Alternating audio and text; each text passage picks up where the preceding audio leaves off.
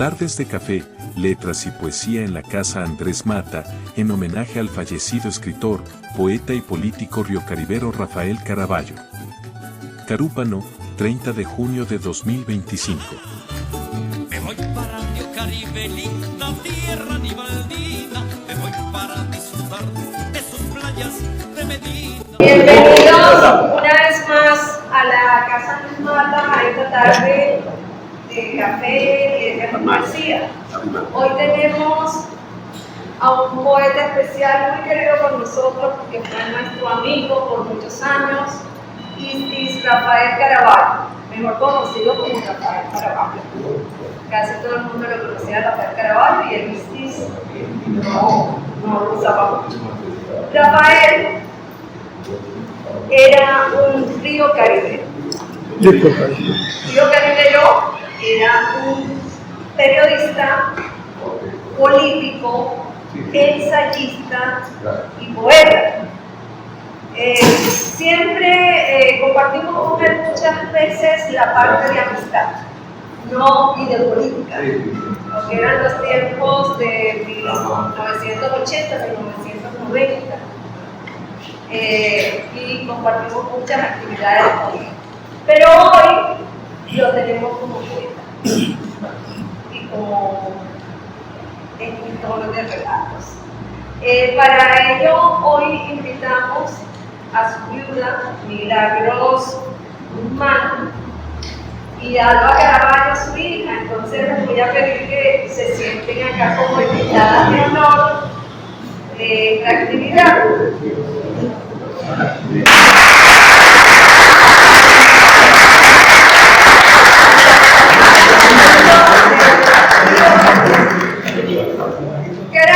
Rafael tuvo varios libros, escribió varios libros, pero en esta oportunidad tenemos solamente en la mano su libro Verdad Aura, que es una publicación de editorial de Espada Rota. La Espada Rota también tenía que ver, era de un río caribero y hacía esas publicaciones, y de la ciudad y otras escrituras.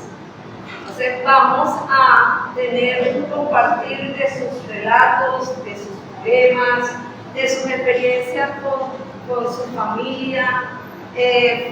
Sol Pérez también nos va a decir algo sobre su poesía, ya tenemos un libro, y Ricardo Mata, que está por allá.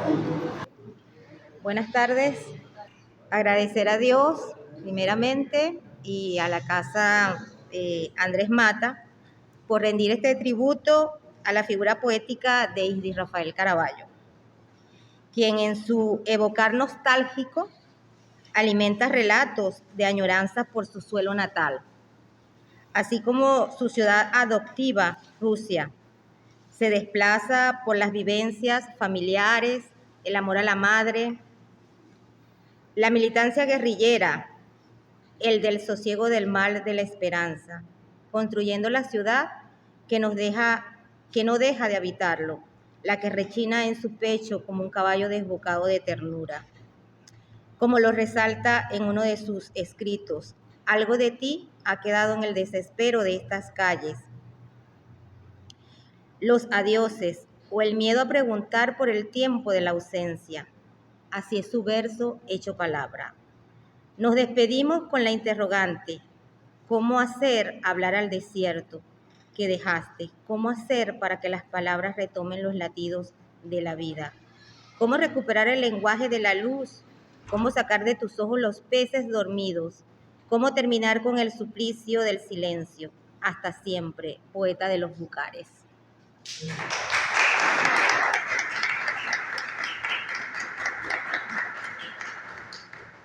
A mí me correspondió compartir con Rafael, quizás ya a una edad muy avanzada.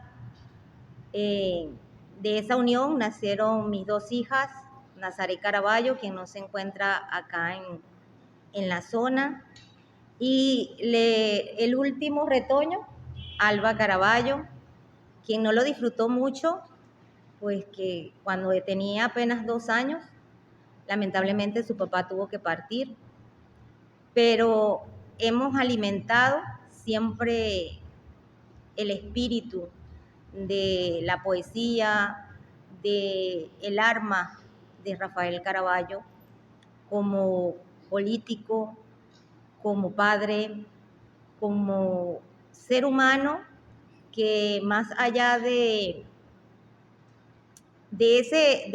como lo dije al inicio, de ese relato nostálgico, nos llevaba a buscar siempre la esperanza en lo más lejos, allá en el mar de sus sueños, en el mar de su esperanza. Gracias.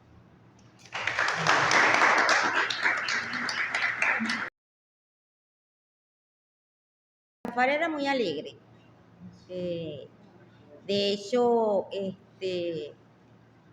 muy sociable, pero en su poesía estaba algo de quizás sus vivencias de niño, mucha carencia. Rafael fue un niño que solo tuvo a su mamá, vendió arepas. En aquella época estudiar era algo bien difícil. Y bueno, él estuvo esas etapas y siento que su verso va por esa carencia que en algún momento estuvo. Su tierra natal, con su madre, con sus hermanos, pero ciertamente su estadía en Rusia va básicamente por eso, por salir en ese momento de la crisis política que se vivía y tiene que abandonar Venezuela. Leer ambos textos fue una experiencia maravillosa, es una voz narrativa y poética que yo no conocía y logré verlo desde una perspectiva del inmigrante. Sí, en ambos libros la voz que predomina es la de no sentirse en ningún sitio feliz, sino en el Río Caribe, perdón, en el Río Caribe de su memoria. Ni siquiera en el Río Caribe real, no en el Río Caribe actual que uno puede transitar en este momento, sino en ese pueblo donde estaba su madre, como bien lo has dicho, sus afectos, sus amigos, la calle, el mar, los pescadores. Todo el texto, ambos textos son una maravilla. Yo particularmente me decanto más por el de Verdad, Aura, que además es una pregunta que necesita como refuérzame lo que yo estoy diciendo, ¿verdad que es así? ¿Verdad que lo vivimos así? Entonces, de algún modo, ese aura también somos nosotros los lectores, también es la gente de Río Caribe cuando lee los textos, que son textos muy breves, pero muy, muy bellos. Ahora, fíjense una cosa, la diferencia entre el poeta y el narrador. Isdis, escribe poemas largos y cuentos cortos, cuando por lo general ocurre lo contrario. Sí, por lo general, escribir un poema largo es muy difícil. A veces uno da vueltas sobre las mismas imágenes. No pasa eso en la poética de Isdis, pero son los opuestos. O sea, un sentimiento poético que se hace así como necesidad de seguir diciendo y describiendo, y en los textos narrativos no llegan a ser microcuentos, son cuentos perfectos, a pesar de la brevedad que tienen. Por ejemplo, el Camañito, además la edición me parece hermosa porque tiene que se pudiera imitar ahora con la crisis que tenemos. Son textos cortísimos, Bien, de estos textos, por la brevedad, les voy a leer dos que me impactaron muchísimo.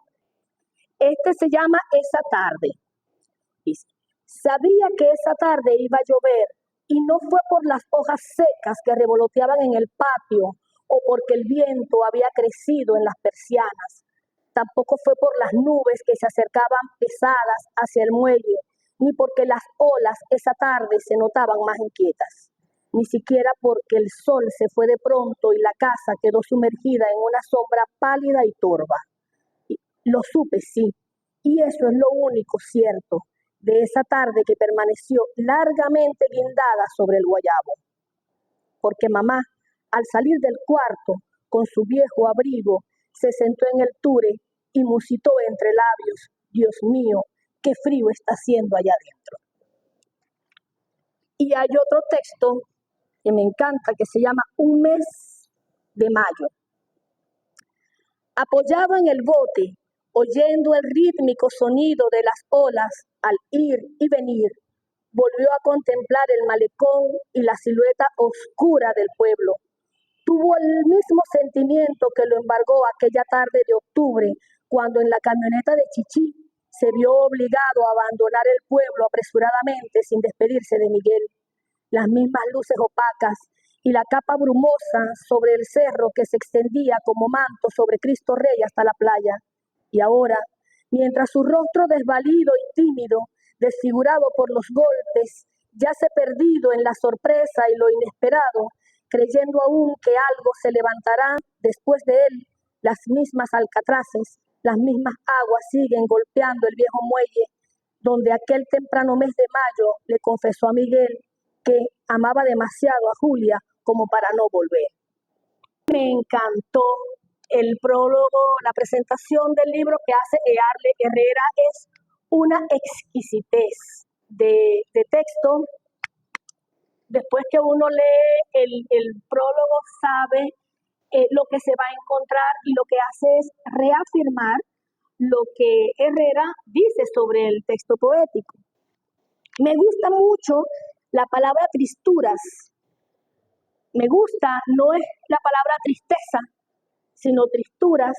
Me imagino que, bueno, jugando un poco con la textura también, como cómo se siente a veces uno, que no hay tristezas que son iguales a otras, hay tristezas que son diferentes, ¿no? La tristeza no necesita de lágrimas para estar presente, nos invade siempre, se desata con el silencio que al partir nos deja el sol, no necesita posarse sobre los labios, está allí, prendida a las palabras, preguntándonos a cuál día, a cuál rostro aferrarse para no llorar ella. Ahora ustedes pueden leer otro poema. Con una pintura de José Cerdeira, Cherra, que tenemos a la mujer, la vendedora de cacao, la vendedora de cacao. Cherra fue muy amigo de esta casa cultural y hizo algunas exposiciones aquí. Entonces Río Caribero también quisimos traerlo aquí a esta sala. Profesor Ricardo Mata.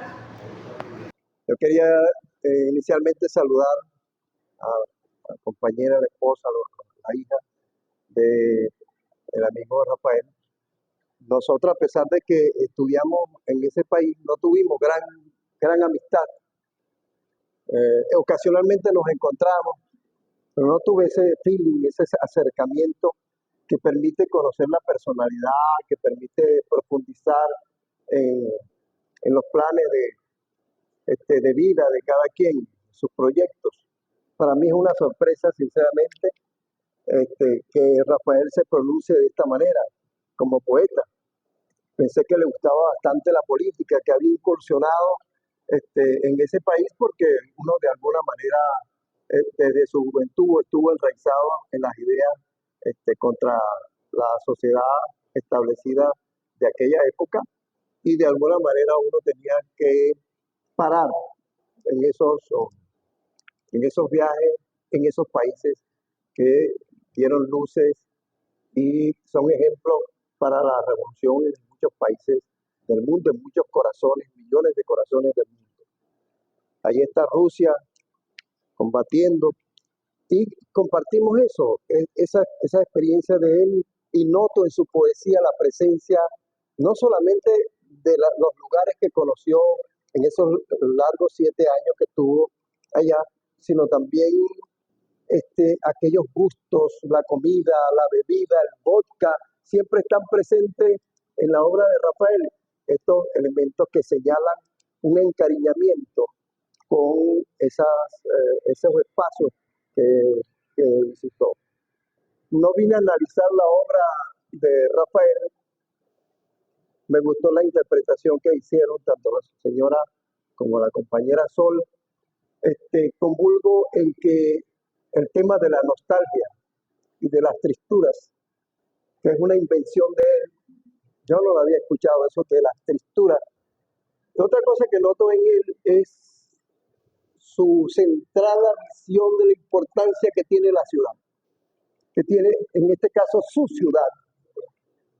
Las lágrimas se ven, se notan en esa ilustración que hace permanentemente de la ciudad. No es que llore por ella, sino es que la siente. Y lo demuestra en cada instante, en cada palabra, en cada mueca que hace en su verso maravilloso. Así que felicito a la Casa Andrés Mata por esta escogencia y me reconforta mucho compartir con ustedes esta poesía de Rafael. Esta ciudad dice así: alguien tiene que ser el cronista de esta ciudad que relincha en mi pecho como un caballo desbordado de ternura. Cuando el viento cabalga sobre sus calles, respiro hondo sus canciones y sus tristezas.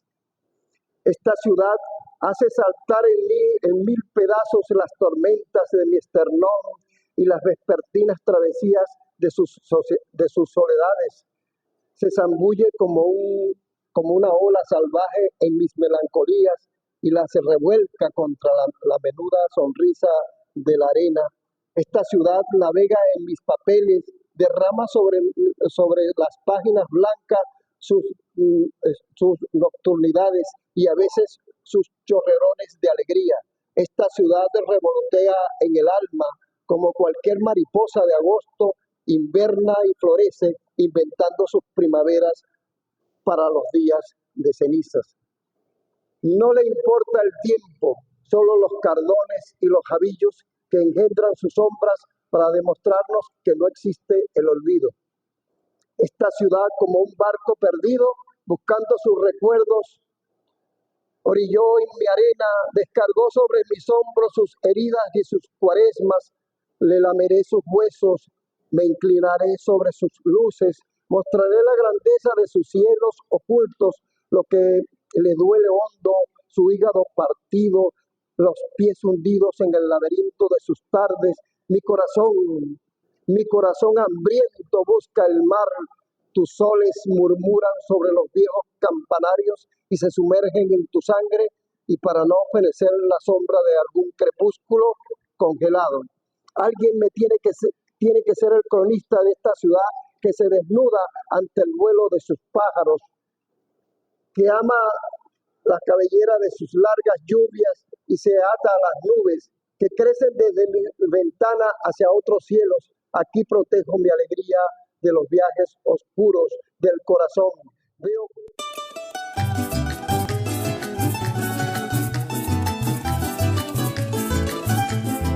No olvides hacer clic en me gusta y suscribirte a nuestro canal. Me voy para Río Caribe, linda tierra ni Valdivia.